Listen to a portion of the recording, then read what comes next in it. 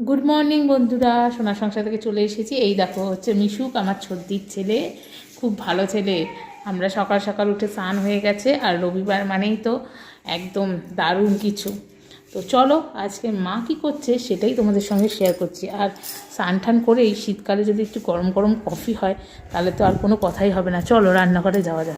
মা বানিয়ে নিচ্ছে কফি গরম গরম। এই যে মারও স্নান হয়ে গেছে, একদম সকাল সকাল ধোয়া ওঠা। এই দেখো কফি বানাচ্ছে। কে কে খাবে তাড়াতাড়ি চলে এসো। আর সাথে মিশুকও দাঁড়িয়ে আছে, আমরা তিনজন খাবো একসাথে। এই দেখো গরম গরম ধোয়া ওঠা কফি চলে এসেছে। কফি আর বিস্কিট নিয়ে বসে পড়েছি। আর এই দেখো এখানে মিশুক আজকে আমাকে অনেক হেল্প করে দিয়েছে, খুব ভালো ছেলে। পুরা সানডেতে এবার একটু গরম গরম কফি খাই, প্রচণ্ড গরম দেখি।